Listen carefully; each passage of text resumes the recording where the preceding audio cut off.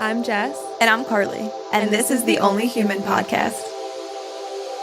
I could just feel that I was so out of alignment with myself and my values. I felt so empty. I started to feel like a shell of myself. That was so debilitating for me, that fear of putting myself out there and just the fear of letting people in. We have our emotional support water bottles. Yeah. Now we got the giggles.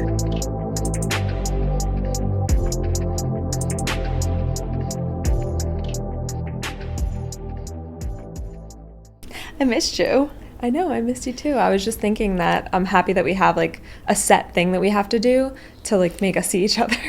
I know, but it's funny because we are talking all the freaking time, all day, every day, but it is very work-based. But to me, this is fun, so it doesn't feel like work. No. But I do recognize sometimes we need to find that line of okay, we need just some friend time. Yeah. Let's talk about how Jess is doing personally, not just about Only Human. I know. I feel like we had a little bit of that the other day when we were on the phone. I was we were asking about something about the Phillies or something. We were just chatting, and I was ooh, this is nice. We're not talking Only Human. It's yeah. Just but yeah, but no, also, it is fun. When you're so passionate about something, I feel it doesn't feel like work, and I've been waiting for so long to find that thing in life that takes a lot of work, but doesn't require the effort to get the work done.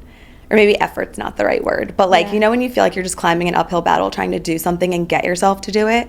But that's why I feel we're always talking about this, because we genuinely so enjoy doing it. Yeah. Well, and the fact that we're perfectionists. We're not going to put out an Instagram post without a lot of revisions. Which is a blessing and a curse. I know, it is. I know we've been battling behind the scenes a little bit about, if we don't get something perfect, do we let that get in the way of progress? And that's a really hard line to find, especially when you're just starting something new and you want people to resonate with it and you want to be putting out the highest quality of a product. But also I feel that's when you get in your own way. And so it's been really hard, especially because we both have that same personality. So it's not we balance each other out. We're you're type A and I'm oh, it's fine, it's type fine. B. Yeah. But yeah, it's so we definitely have to strike that balance. I feel that's something that we also bonded over very early, is the fact that we're both so type A and perfectionists. And I'm finding that I might not just be that way. I might just be really anxious, and that's my way of trying to control everything and make sure that I'm good and I'm not thrown into a spiral. So it's really interesting. I don't know if you feel that way at all, but yeah, I mean, I definitely know we both tend to be control freaks, so that's probably why we tend to run anxious. And taking it out of the context of just Only Human and work, I feel if we think about our personal lives, we've definitely bonded over the fact that we're planners. We, are rarely able to be spontaneous with doing something that wasn't really on our set agenda. And I think that is all related back to control. And it's interesting, it's kind of what came first, the chicken or the egg? Yeah. Are we control freaks and then things send us into a spiral of anxiety? Or are we anxious, so we try to control everything in order to mitigate it? Yeah. Which I've never thought about before.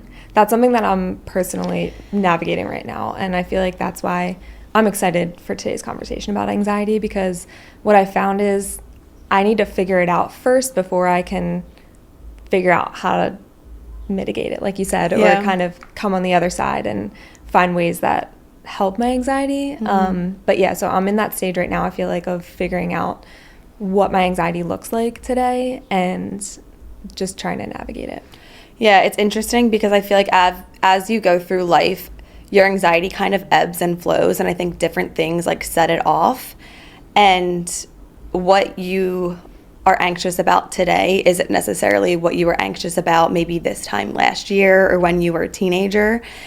And that's why I love that we are able to just speak on what we're feeling called to speak about, because I do think launching Only Human, while it's been the most exciting thing that we've ever done, I think it's also very natural that it's anxiety inducing, and just to leverage this as an outlet to talk about what we're feeling in real time without having the answers, that's never been the purpose of this podcast. It never will be, but it is cathartic to talk about it as we're going through it, and hopefully others can relate. But yeah, it's no secret that this has definitely caused some anxiety, because there are some things that we can't control. And I think that's when we start to like have those feelings pop up for us. So I'm also excited about this conversation today. Yeah. I mean, just going off of that, what in today's world like makes us so anxious just in general? Like, what do you think is the culprit? It's so interesting. And I've like heard people talk about this before, just speculating like why the rates of anxiety and depression are through the roof these days. And obviously today's conversation is just really focused on anxiety, but I feel like it's probably a multitude of things. I feel like we have the terminology to like diagnose it. So I feel like before people would be like, my heart is pounding, or like I have an upset stomach, or I can't sleep, and they didn't know like what that feeling was. And now I feel like the term of anxiety is like so prevalent, and so everybody is kind of like really resonating with it, and it's just being talked about more. But then I also think like life is just way more anxiety inducing with the way that we're getting notifications on our phone and our email, and people have constant access to us. And I also feel like there's factors like in our food, in our water, in our self-care products, like toxins that really do contribute. That's a whole separate topic. Oh my gosh, I'm so passionate about that. But I do think that really affects mental health.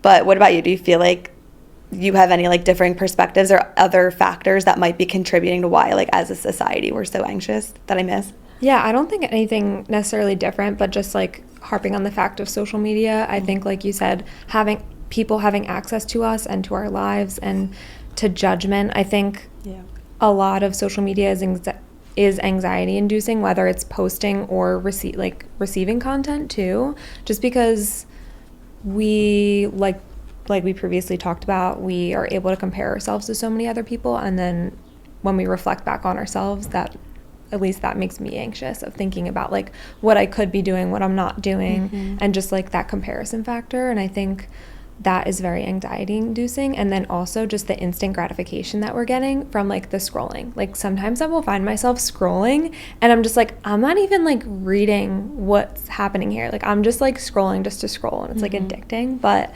yeah, I feel like that instant gratification and always being distracted, like sometimes I'll challenge myself if I'm in the line of a grocery store to just like stand there and just like be in my own head instead of like whipping out my phone and going on social media and scrolling. I feel like that makes us so anxious. We can't like sit with our thoughts anymore because we have so many distractions and like things to distract ourselves with. Yeah, it's so bad. My New Year's resolution this year was to stop picking up my phone at red lights. Because God forbid I sat in my car for 30 seconds while waiting for the light to turn green without picking up my phone, checking my text messages, my email, my Instagram. And like, I don't even really spend like too much time on social media, but I still find myself reaching for my device. And just going back to what you said about like when you post something, like waiting for that instant gratification, whether it comes in the forms of like likes, engagement, like we were never really made to have access to like that real-time feedback from people and the commentary or judgment on our lives. And so I think like when we're evolutionary beings that we're not wired to be this way and have access to the things that we do on the grand scale that we do, like it's no wonder that we are so anxious. But I also feel like just taking it back to childhood, like before social media, before I became an adult with like real responsibilities that actually were anxiety inducing, like I know I still suffered from anxiety like pretty heavily. So I'm just curious with you, like what has your journey been with anxiety, like starting from when you were little, if you've ever experienced it? Because some people are lucky enough that they don't have anxiety, and we haven't really ever like talked about this, so I'm very curious. Yeah, so when I think back on it, I don't really remember having anxiety until probably like high school. Really? Yeah, like I just had a random memory today that when I was in middle school, I like ran for president like of student council, and I remember like practicing in my living room my speech. Like that was, I don't remember that being anxiety inducing for me, which is so interesting. And I feel like you would remember, because anxiety is that feeling that like sticks with you, and so it's not just like your memory is failing you. Like I genuinely believe that you just weren't like inflicted with it. And also there's a normal amount of anxiety, right? Like of course if you're going to speak in front of people, there's a normal amount of anxiety, but for it to be like crippling, I don't remember it being like that. So really the first time that I can remember feeling super anxious, it came up very physically for me in like physical feelings. I was actually at a ice hockey banquet. So it was like a large social setting. Okay. And I just remember feeling like so stirred up in my chest and like just felt like dissociated and just like everything was muffled around me. Like I almost felt like I was having a panic attack. And I remember like I was sitting next to Ant, who was actually my boyfriend at the time, and I was like, can you just like let me squeeze your hand really quick, because I'm just like feeling so anxious right now. And at the time he was like a 16-year-old boy and was like, what are you talking about? Like, you wacko? what does that mean? But I didn't really fully understand it either. And so I feel like it didn't come on until there was those extreme times where I was like almost to the point of a panic attack, where I was feeling it and like recognizing it. And in that moment, like, did you realize what was making you anxious? Like, it sounds like it was coming in the form of a social setting, so social anxiety, but was it because you were like nervous about being around a bunch of people? Was there like, you know, something that happened with one individual particularly? Like, I'm curious in the moment if you knew what was making you anxious, and looking back today, if you know. Yeah, I don't know if I knew in the moment, but I definitely feel like I would try to be purposeful before the event about like, who am I going to sit with? Who am I going to talk to? And like feeling like I have that familiarity just like I do in today's world. Right. But I just like would fixate on that. And if I didn't have like a good plan or sense of how the event was going to go, that was like when I would spiral out of control. I'm curious, these days, when you go to an event, do you like assigned seating, or would you prefer to just sit? Okay, yeah. I'm the same way. Even if I'm not seated with who I would like choose in the room, there's something about the lack of pressure of finding the seat, finding the people that you need to sit with, and like, I almost like that everybody has a designated chair and you're supposed to be in it. Yes. And then you just like make the best out of that situation, but it alleviates like, the pressure to like find the people to sit with and where to sit. Yeah, that is so funny that you say that, because I'm just thinking about within the last couple years, I had this like orientation style thing, and it was a ton of girls. It was like for nursing, so it was like all girls my age.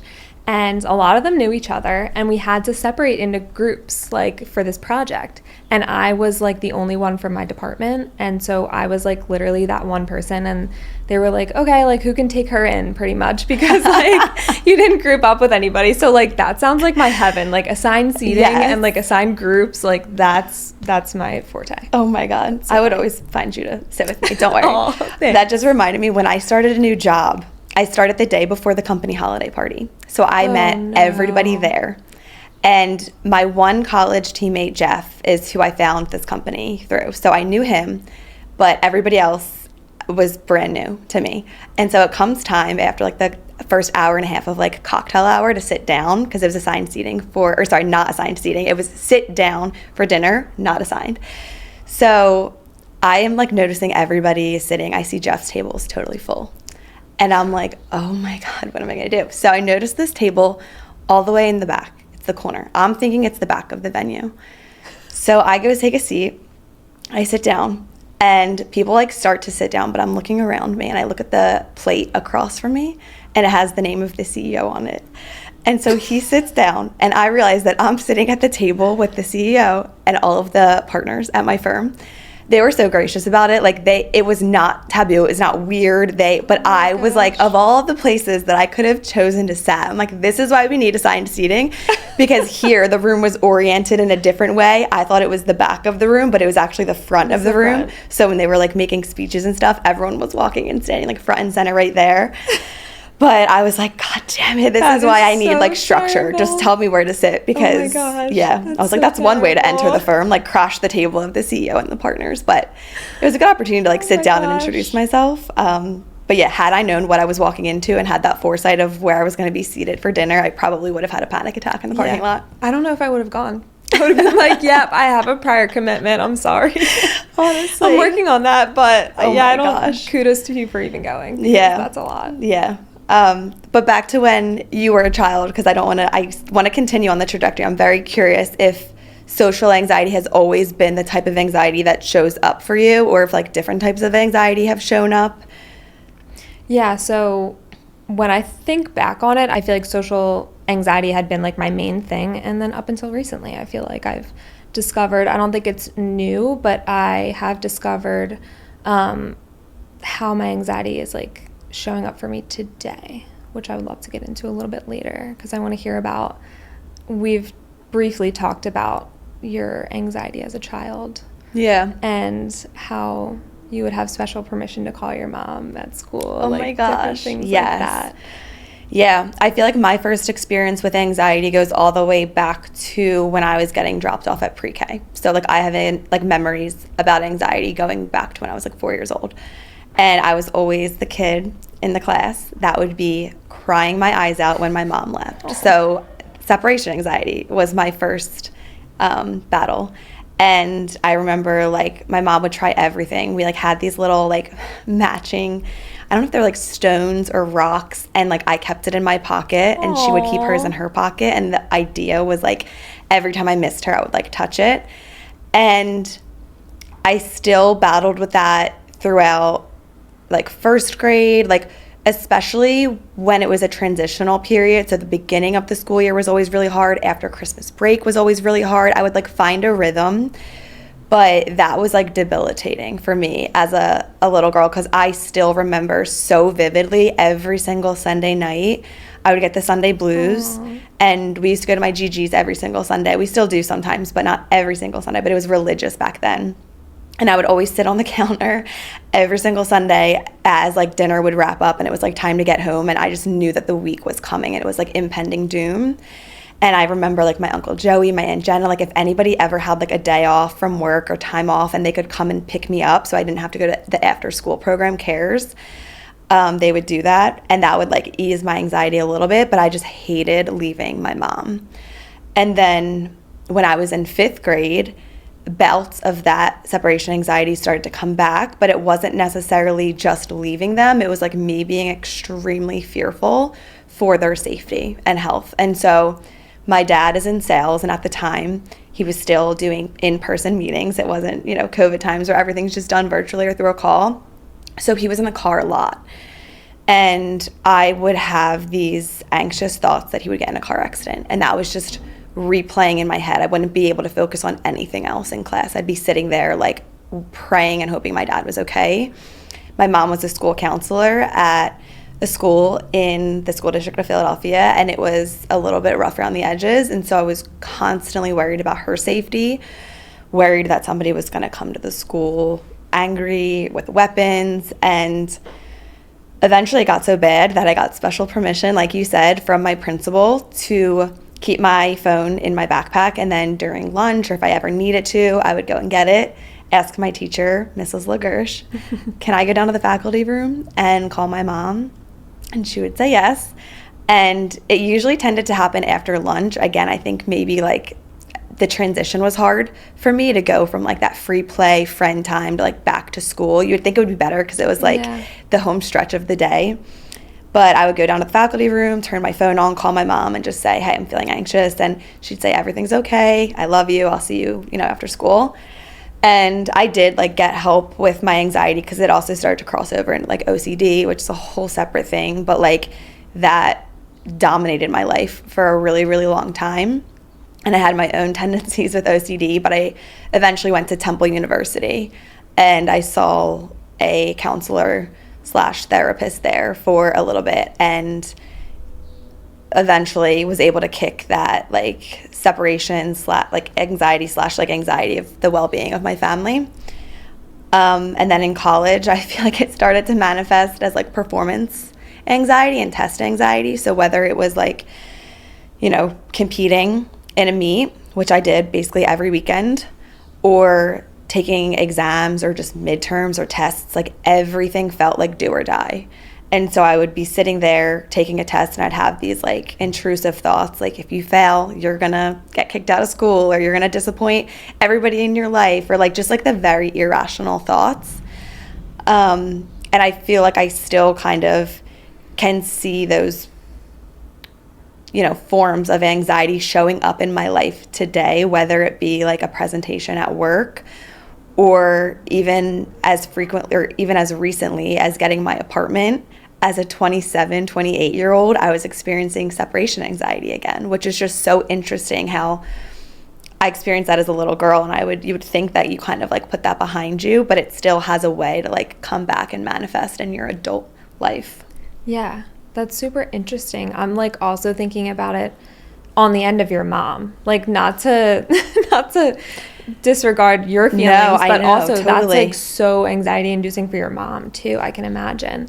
Did any of your other siblings like have that anxiety? No, I've always been the problem child. It's always been me. It's me. Well, my older sister's 4 years older, so she was definitely like the leader of the pack. And I guess when I say pack, I say a pack of two, because Reagan was 8 years younger than me, 12 years younger than Allie. So she had a completely different childhood. Yeah. But I think Allie was just bred differently because she was the oldest. She kind of always protected me, and she always just put a brave face on because I think she didn't have an option. Mm-hmm. With me, I think I was just a little bit more sensitive, but it was definitely a challenge for my household. I feel like, yes, my mom sending me to school every day with me, hysterical crying, like it was definitely something that she was always so gracious about. And I'm so lucky that my mom had the mental capacity and like the patience, because a lot of people don't have that luxury. Yeah. But she never, ever made me feel like I was a burden,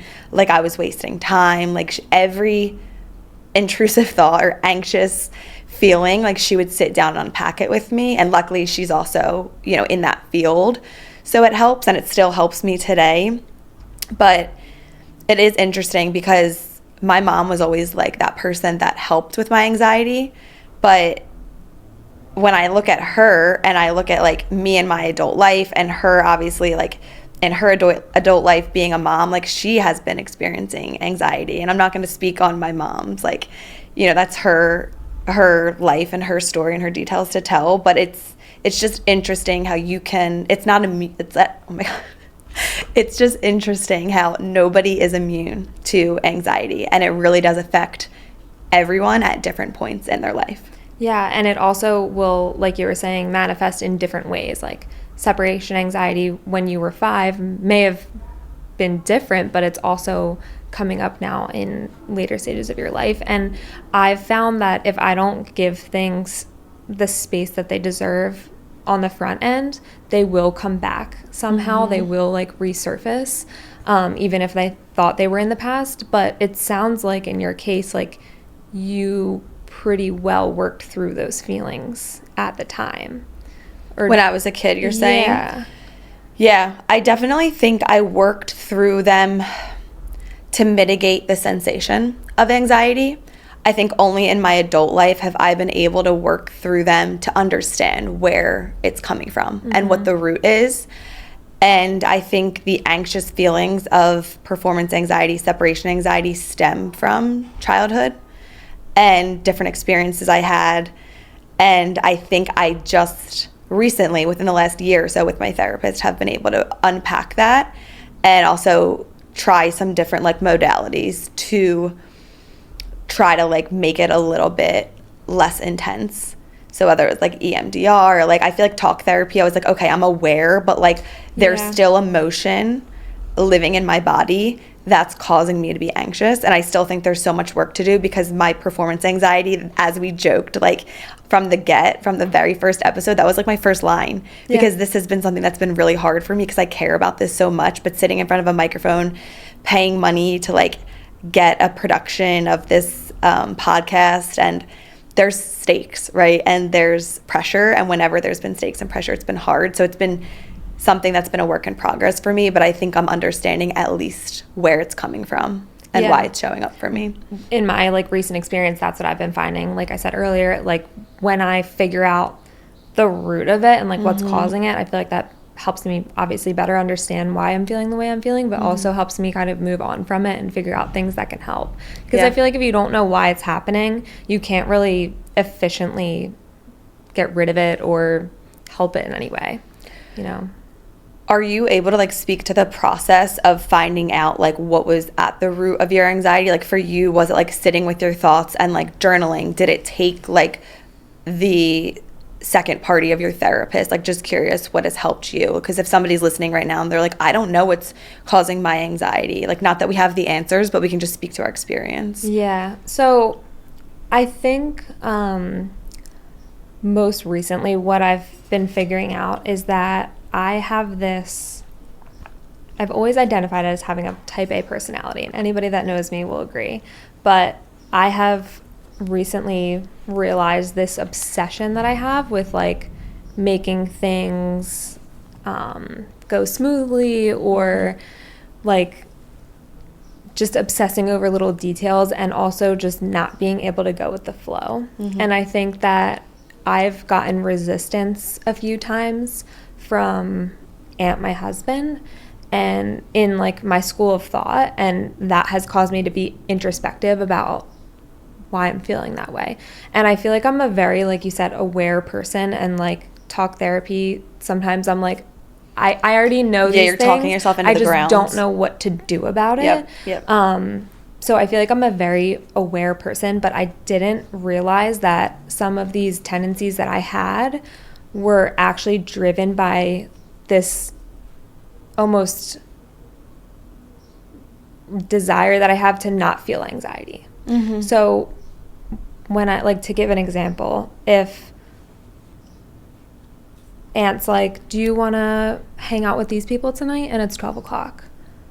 I'm like, no, I don't want to. And he'll be like, well, why? Like, we're not doing anything. Like, we haven't seen these people in a while. And I'm like, no, I just want to stay in and like hang out and whatever. And and so for him, like, he challenged me on that. Like, well, why not? Like, it's not that big of a deal. Like, we like hanging out with them. It's 12 o'clock and we're not doing anything. So let's just do it.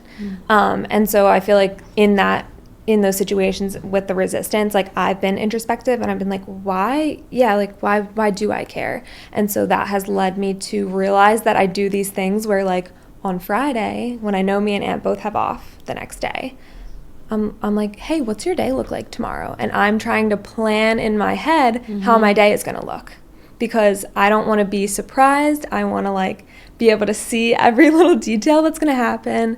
And so because I did that the day prior, then at 12 o'clock, I was already picturing myself laying on the couch at 6 o'clock watching TV.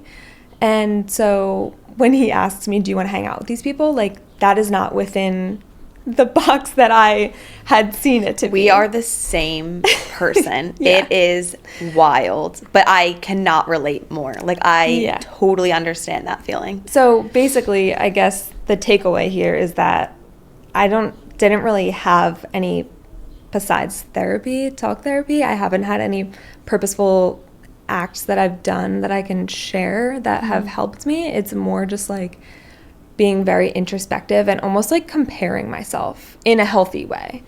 Like, why am I feeling this way, and why do I have this resistance when, like, this person doesn't? And it's not threatening. Like, I don't ask myself that in a threatening way. It's just, like, out of curiosity. Yeah.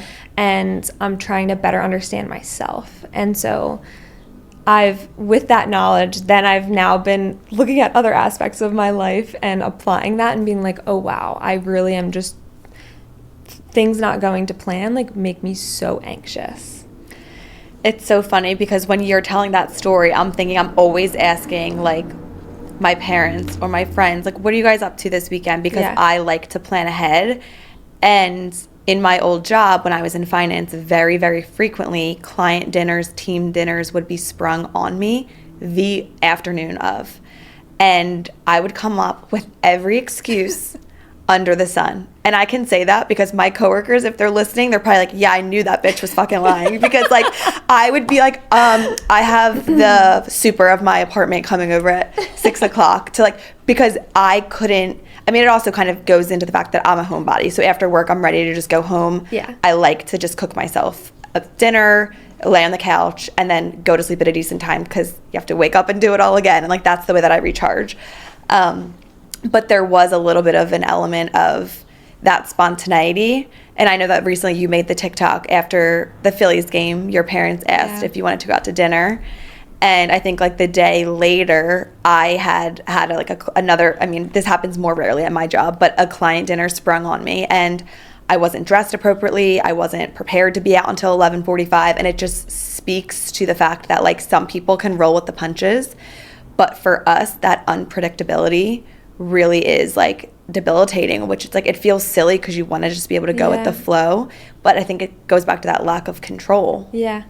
Yeah, so I'm trying to figure out how I can have a balance between like predictability, but also having the bandwidth to be able to like real-time pivot.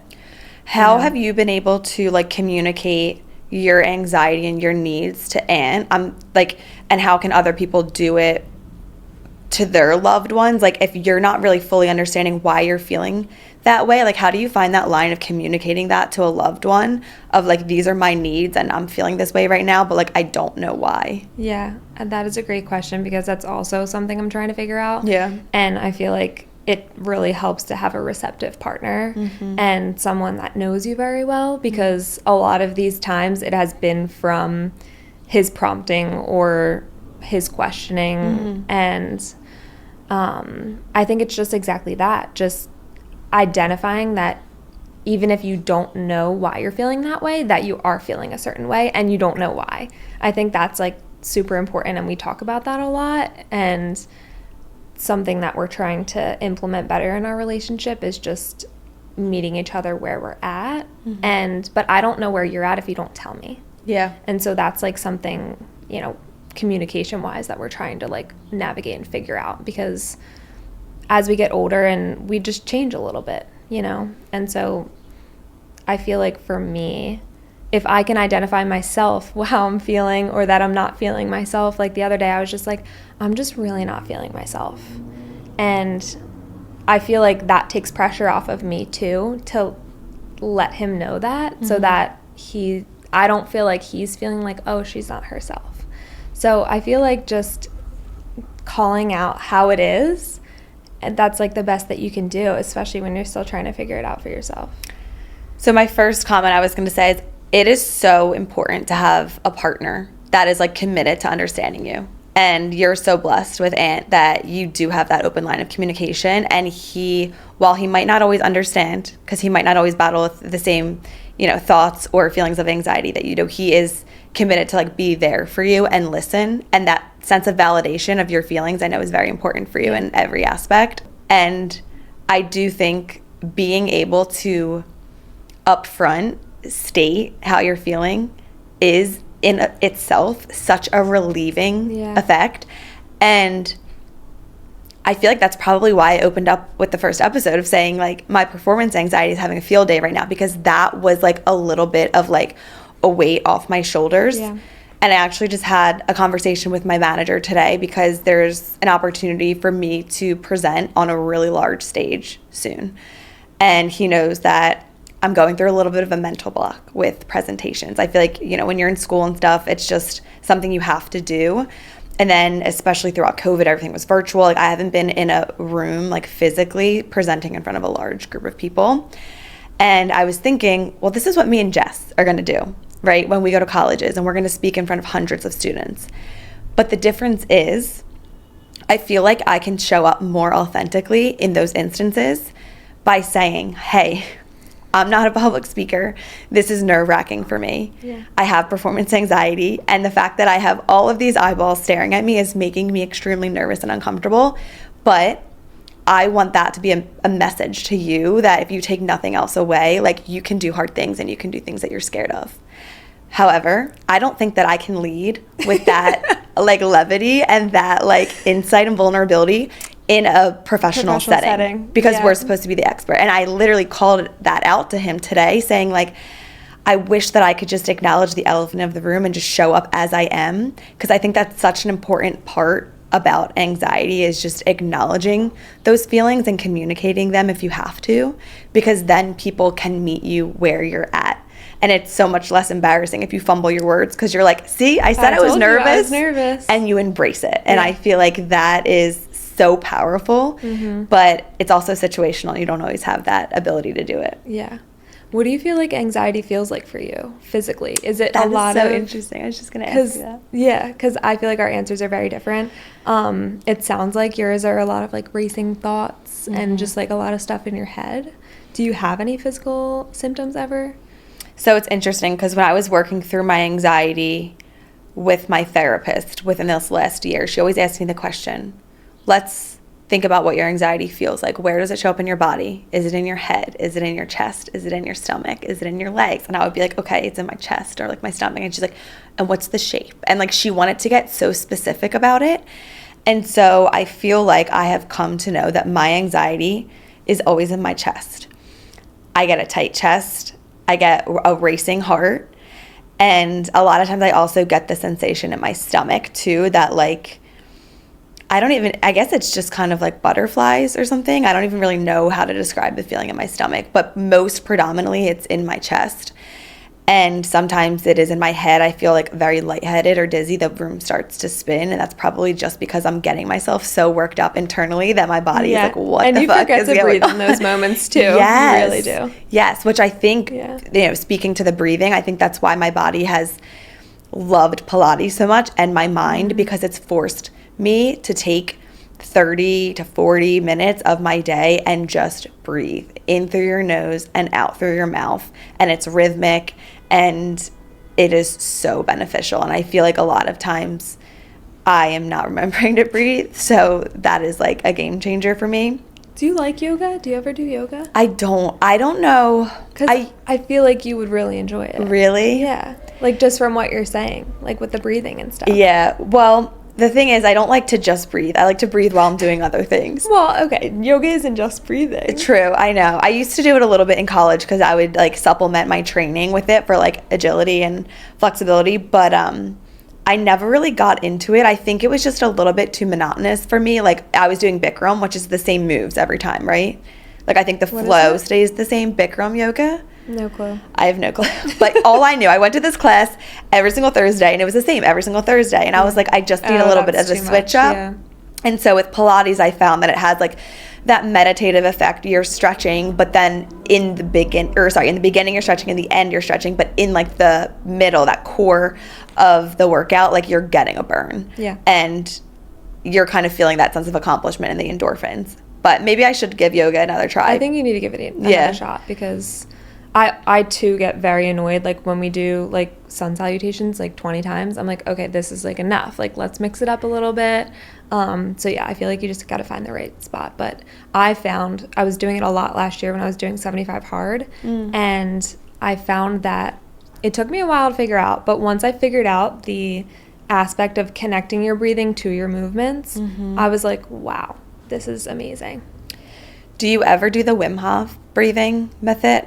No. He's like this guru, and like he has some YouTube videos, and it's just like a 10-minute video, and it's like prompted breathing, and it's intense. Like you start to get like tingling extremities and stuff, but like I think it just really helps like oxygen circulate. And again, I feel like deep breathing, like it's not sexy, it's not fun. I feel like it's something you kind of have to like habit stack. So like I'll do that if my legs are up on the wall and I'm laying on like my Shakti mat or something, or like you said, if you're doing yoga or Pilates, like just connecting the breath to the movement is another way. But I think breathing is an art that we have like forgot. Yeah, it really is. And just it's so essential. And I think if we all just like took some deep breaths, even they say like, before you sit down with your meals, take 3 deep belly breaths, because I need to do that. That'll take you out of fight or flight, and then it's good for your digestion, which I did not do today. I was literally eating as I'm doing my makeup, like housing my lunch, and I'm like, my food is just going to be sitting in my stomach. Like there's no shot it's getting digested. But it's so funny. I definitely need to do that because I am like, I scarf my food down. Doesn't matter if I'm super hungry or not. Like I have to like be purposeful and be like, okay, I'm going to take a break. But then I get bored and I'm like, I want to keep eating. Yeah. Well, that is just like part of a larger picture that I know we both suffer from this. We're in a chronic rush. And for what? True. Like, why am I always rushing? It doesn't matter if I'm putting the dishes away. Yep. It doesn't matter if I'm cleaning the pan from my eggs in the morning. It doesn't matter if I'm driving home. I am racing against an invisible clock. And like, for what? I feel like we're going to end up hitting every single TikTok that we did, because that was one that I did. Like I was racing Yes, home from yes. work, and I'm like, I'm not recklessly driving or anything, but I am getting home the fastest I can, and like, for what? Yeah. And I think, again, that, like, it just all adds to the snowball effect of if your body always thinks it's in a rush, it's in danger. Like, my poor body thinks I'm being chased by a tiger. All the time. 24/7. And I've, like, that's been something I've had to be really purposeful about, especially, like, throughout my whole, like, hormone journey, of teaching my body that it's safe. Yeah. And, like, monitoring my caffeine levels. Like, we haven't even gotten into that. Like, anxiety is going to be an ongoing topic. Like, this is not, it's not going to be a one and done. Like, it's weaved into every single freaking conversation. It is, yeah. But I've had to learn over the years to, like, change up my habits and my routines because coffee wasn't serving me and I was drinking it on an empty stomach. And then I was wondering why I felt like my heart was beating through my chest and, you know, my thoughts were racing a mile a minute. And so I think it's just like being able to take the information that you have and like audit your emotions, your feelings, and your habits, and then be like, okay, I have this information, now what? Yeah. How do I change it to like change the course of action in the future? Yeah. That's exactly where I'm at right now. I feel like with some different things, but how does it show up for you physically? I was just going to say, I forgot to also touch on this, which I don't even know what to call this, but when I get overstimulated, I get very anxious. Like the grocery store, probably 7 times out of 10, I'm like dissociated the entire time. Really? I'm like tunnel vision, like the rest is blurry, and I like can't focus on anything. Like God forbid someone like asks me a question, I'm like, whoa, like what world am I in right now? Like sometimes that'll happen. They'll be like one time and this is the thing about me is when I notice I do things and I don't like them, I'm like, oh, I hate that I'm like that. And I like feel guilt after it. Like I was at the grocery store, I'm like trying to find something, and this old man was like, are these good? And I was like, I don't know, I've never had them. And I'm like, and then after I'm like, that was so mean, but I just got like so like, I was already overstimulated, and then you're asking me a question and I'm not ready for it. I don't know. What overstimulates you about the grocery store? Is it the people? Is it like the confined space? Is it your long list of like, I need to find all of this stuff? I don't even know. Okay. It's like, I don't know. I feel like I have a pretty good handle on where everything is, so it's definitely not that. Like I know where to find the things that I need. I think it's just like physically, like have you ever been to Trader Joe's? Yes. The line is like wrapped around the whole. You're like, how am I supposed to shop? Because your patrons are in my way. Like standing in the aisle. But I'm just thinking about and if you're listening to this, next time you go into Trader Joe's, take note. Every single inch of shelf space or space anywhere is taken by something. So like there's the freezers at the bottom, and then there's like a shelf with like 1,000 different things. And so I think just the amount of colors and things and like things that I could possibly look at is like a lot, and that overwhelms me. Okay. Sometimes I'm not that way, but a lot of the times, and like when I'm with Aunt and we shop together, which is not very often, but I'll feel a lot better.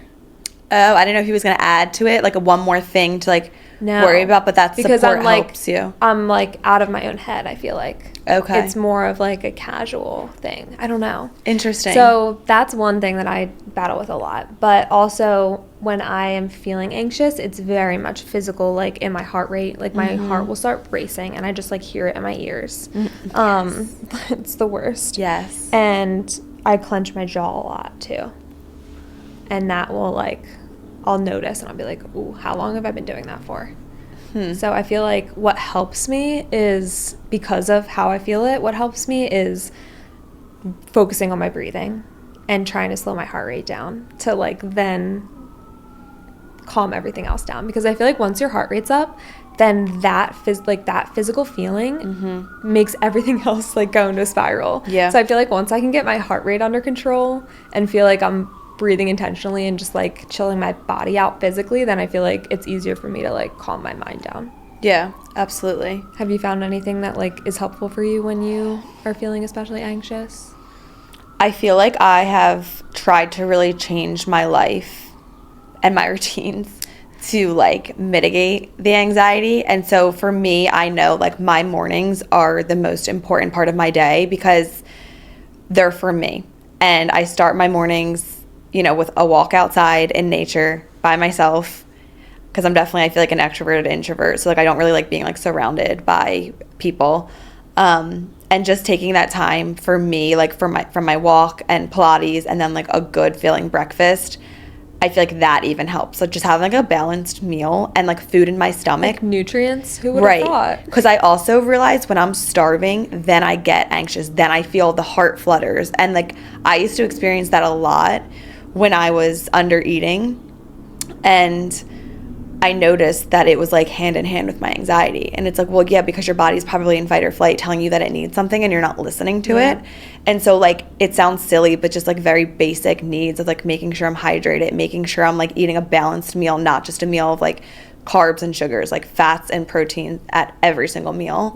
Waiting to drink caffeine, which in my case it's matcha, until like a half hour, 45 minutes after I've had my meal, which is already like 2 hours after I've like, you know, woke up, drank water, all that good stuff. And breathing for sure.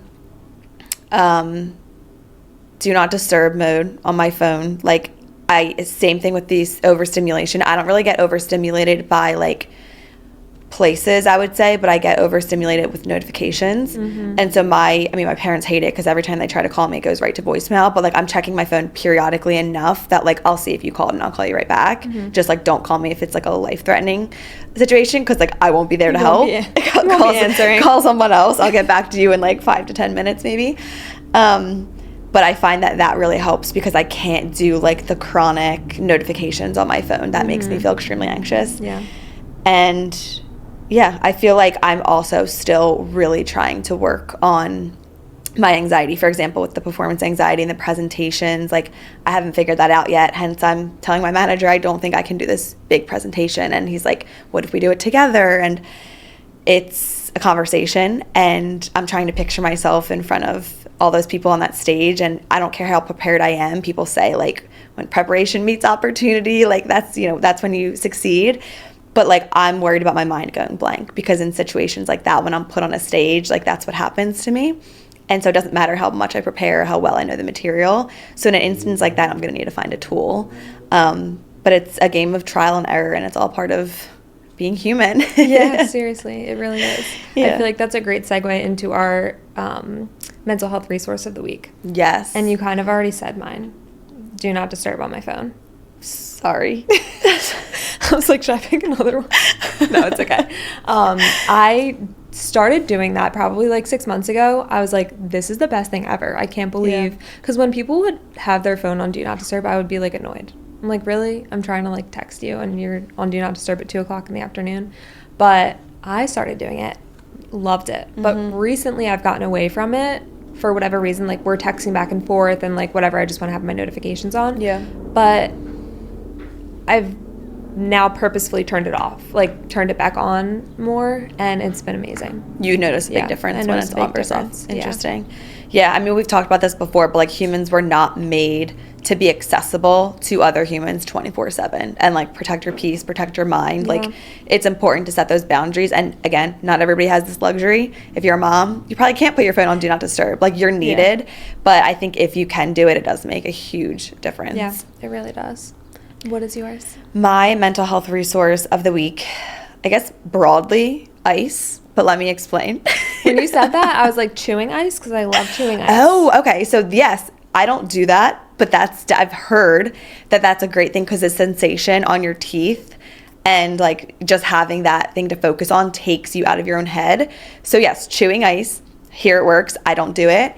The way that I use ice to alleviate my anxiety is I will get a bag of ice or like frozen peas or something, but I'm not going to make peas my mental health resource of the week, but putting it on your chest because that's where your vagus nerve is, and that really helps take your body out of fight or flight. Or filling up a large bowl with ice and water and sticking your face in it. Not only does it help depuff your face, but it is, proven to help with your anxiety. I think, again, it's just like that acute sensation kind of makes you come into your body and out of your head, because obviously head is where your anxiety stems from. Yeah, that makes a lot of sense. Yeah. I like that one. I loved this conversation. Yeah, it's like you said, it's going to be ongoing. Like literally, I'm sure tomorrow I'm going to find a new way that anxiety is in my life, but yeah, it's just being human, and just the fact that we can talk about this stuff, and hopefully even if someone doesn't necessarily say like, oh, I'm overstimulated when I go to the grocery store, maybe you can understand someone else better from listening to us, you know? Yeah, it's not just about somebody resonating with the feelings of anxiety. It's how can you also show up for those that are anxious in your life as well, because being a support is equally as important. Yeah. But well, thank you guys for listening. We will see you next time. Bye.